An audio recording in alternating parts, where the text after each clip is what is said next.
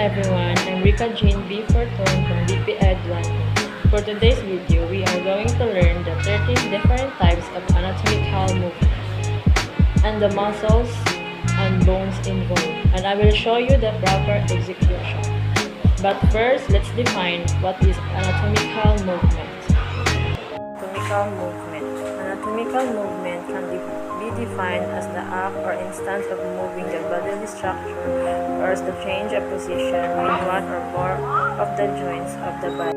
Here's the 13 types of anatomical movement. Number 1, abduction is a movement away from the midline of the body or I will show you the proper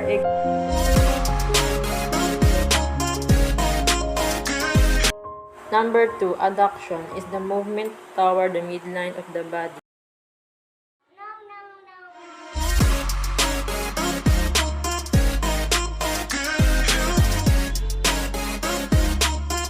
Adduction and adductions muscles involved.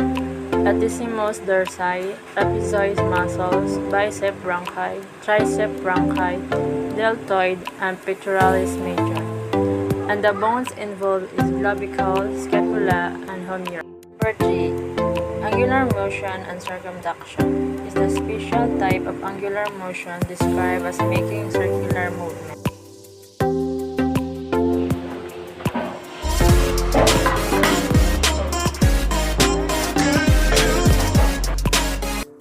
Angular motion and circumduction muscles involved is the same as abduction and adduction. There's the additional muscles is the exterior digitory. Dorsiflexion and plantarflexion refer to the movement of the foot.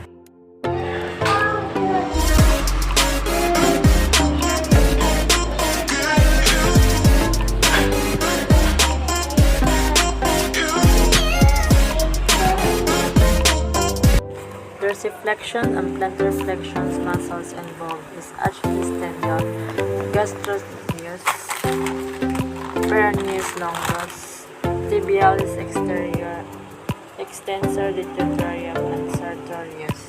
And the bones involved is fibula, tarsus, calcaneus, and metatarsal. Number 5, elevation and depression. How far when a structure moves in the superior or inferior direction.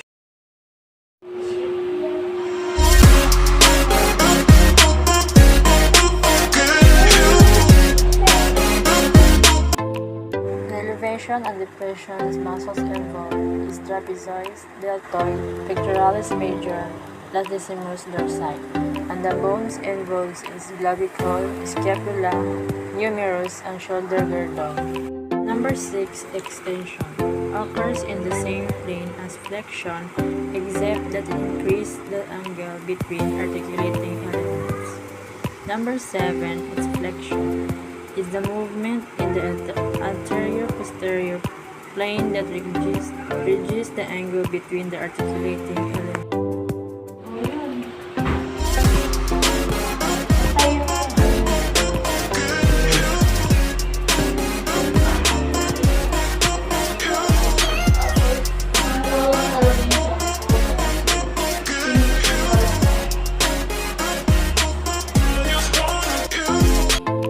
Extension and flexion muscles involved is deltoid, pectoralis major, bicep and tricep bronchi, flexor and extensor carpi hook, and flexor and extensor digitory.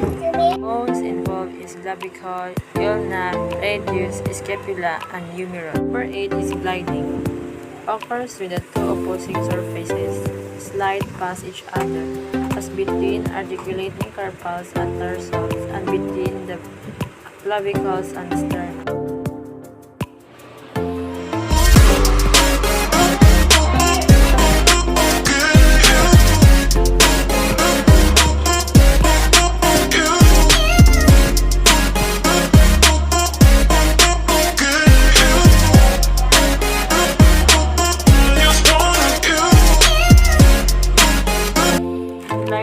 Muscles involved external oblique, rectus abdominis, sartorius, quadriceps femoris hook, abductor longus, hamstring hook, gluteus medius, and gluteus maximus. And the bones involved is hip bone, metatarsals, fifth lumbar vertebrae, femur, patella, and tarsus.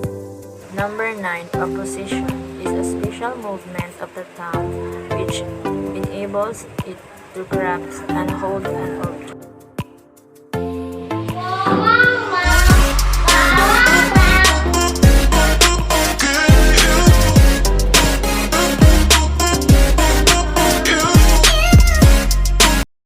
Opposition's muscles involved is flexor carpi group, extensor digitorio, and extensor carpi group. The bones involved is carpal, metatarsals, and phalanges. Number 10. The pronation and supination refer to the rotation of the distal end of radius across the anterior surface of the ulna.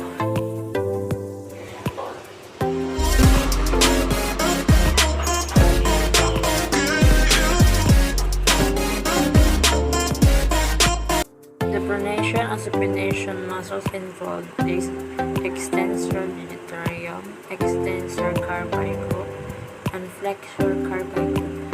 And the bones involved is humerus, ulna, carpal, and radius. Number 11. Protraction is moving a part of the body anteriorly in the horizontal plane, as in jutting the face forward to gain distance at the finish line. Number 12 is retraction. Is the reverse movement of retraction as in pulling the jaw back towards the spine.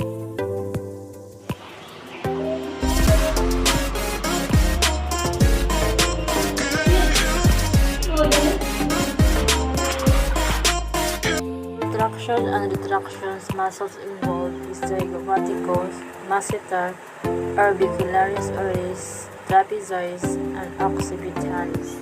The bones involved is mandible, maxilla, cervical vertebrae, and temporal bone. The rotations involves turning the body or a limb around the longitudinal